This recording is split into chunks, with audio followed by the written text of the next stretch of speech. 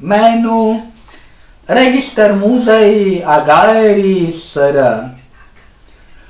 Do tohto menu sa dostaneme, ak na hlavnom tmavomodrom páse klikneme na odkaz Ministerstvo.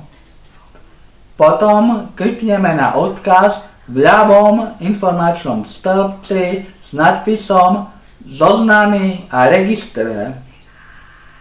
Toto menu sa otvorí v pravom širokom stĺpci, v ľavom úzkom stĺpci sa zvýrazní tučným písmom.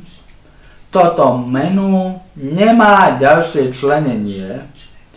Pod tmavomodrou hlavičkou sa nám ukáže nadpis Zoznamy a registre. Potom pokračuje text, pričom jednotlivé zoznamy, registre a evidencie sú tam uvedené formou odkazu na príslušné podstránky. Klikneme teraz v pravom širokom stĺpci na odkaz Register múzeí a galérií Slovenskej republiky.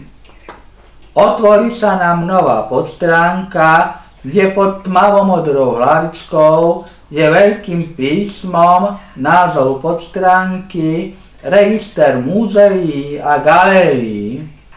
V ľavom informačnom stĺpci sa zmení menu.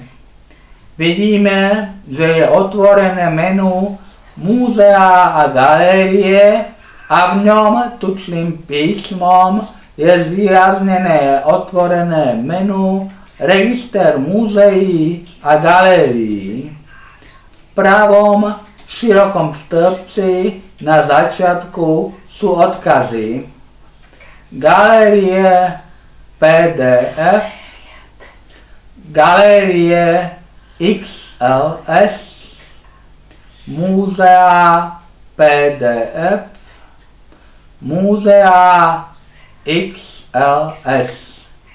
Kliknutím na niektorý z týchto odkazov sa nám do počítača stiahne PDF alebo Excelový zoznam múzeí alebo galérií.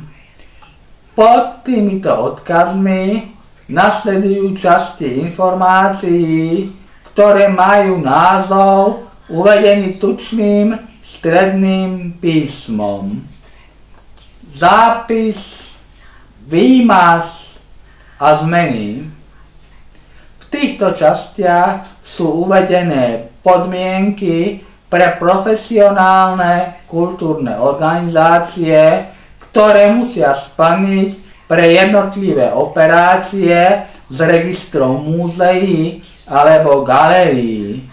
My ich tu nebudeme popisovať, pretože nepredpokladáme, že by to niekto v komunite sluchovo postihnutých potreboval. Pod textami je kontakt na zodpovednú osobu magistru Petru Rychlíkovú.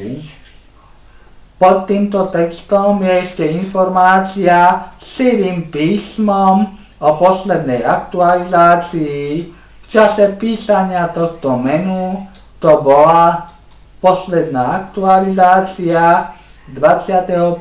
mája 2024 /MKSR admin.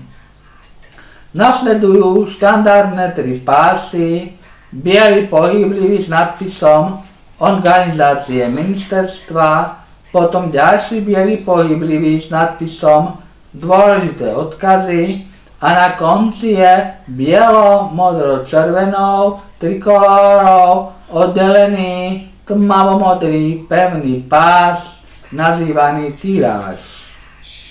Naša aktualizácia 27. októbra 2024.